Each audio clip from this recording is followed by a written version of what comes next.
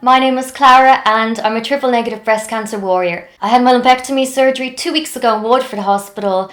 I had to fast from 12 o'clock the night beforehand, so I had to be there 7:30 in the morning with no coffee in my system. But I did it. There was a lot of waiting around. I didn't have anybody with me because of COVID, which, if I hadn't known that beforehand, might have made me feel a little bit anxious. But I do feel I'm getting a lot braver and stronger on my cancer journey the longer it goes on.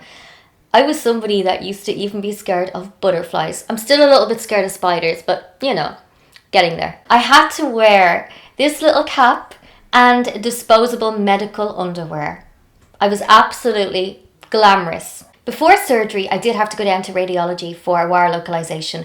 Wires were inserted, and that was to help the surgeon find the pieces of tissue that needed to be removed. After the wires were inserted anyway, bandages were put over them, and then a nurse suggested to me that I should go around like that, not to dislodge them. And I did feel a little bit awkward because I really do have a little bit of a bad bladder. I've spoken about this before. I think it is from the amount of water I drink. So I had asked a nurse, what do I do if I need to go to the toilet? And they said to talk to a nurse about it, but that was way too mortifying.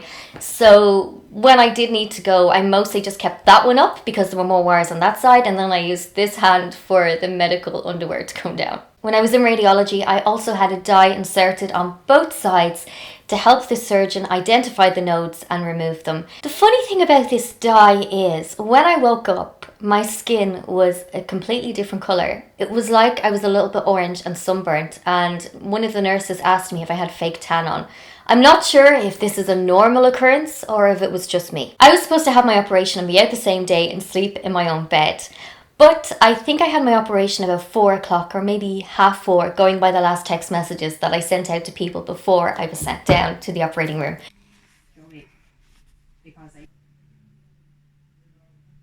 And I was told that I was going to be staying overnight because my surgery was so late. Luckily, the blinds were all pulled around me in my ward and I had a bit of privacy. I felt really nauseous. I didn't feel that nauseous on chemo. In fact, on chemo, I had so few side effects. I was very blessed, but I really felt like I was actually going to vomit. And although I did fast, I felt acid reflux. And I was offered tea and coffee and toast. And it took me hours to eat one slice of toast with jam on it. A nurse came around and gave me an injection in my stomach to stop me feeling so nauseous. I'm not sure how much it worked because I still felt a little bit nauseous afterwards, but I did drink a lot of water. I went to the toilet quite a lot and I didn't sleep until about 3 o'clock. Woke up, I had breakfast, I kept it all down. And then a nurse came to me when I was about to go, bound me up with a Velcro binder, nice and tight, told me to keep that on until the Friday. So my operation was on the Tuesday, and I think I probably kept it on until late Friday night, and told me not to have a shower for 5 days. I didn't really want to take my bandages off as there was really swollen. So I was a little bit scared it could be some sort of infection. I waited and then I took it off and it seemed like some sort of water retention thing. So my nurse called me to see how I was getting on, how I was healing. And I told her, and I asked her if I could send some photographs to her. She emailed me back and said it could be a seroma. A seroma is nothing too scary. It's something that can happen quite a lot after surgery. Not all the time, so I don't want to scare people out there watching it. But it's just a build-up of clearish bodily fluid, and it can be drained out. I went back to Waterford Hospital last Wednesday.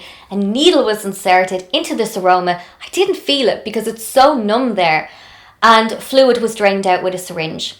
A few syringes actually came out of there, and I think just half of one on the other side.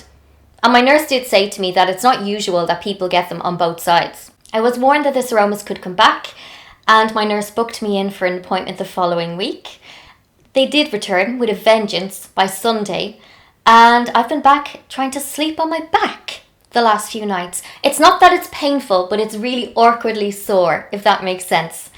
And I just kind of wish that they weren't there. So tomorrow I'm going to be going to Waterford Hospital to get drained again.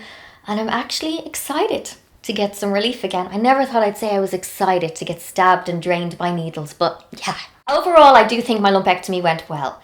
I'm healing quite well, apart from the whole fluid thing. And I get my results on the 29th. I have to go back to the hospital then. And I'm still intending on a full pathological response Woohoo! I'm hoping that's what I hear. Thank you so much for watching. I hope this is of some help to somebody who was behind me on their cancer journey. And if you're not feeling that strong at the moment, I've said this a few times, I wasn't that strong. I wasn't that brave. Just keep getting braver. Thanks a million for watching.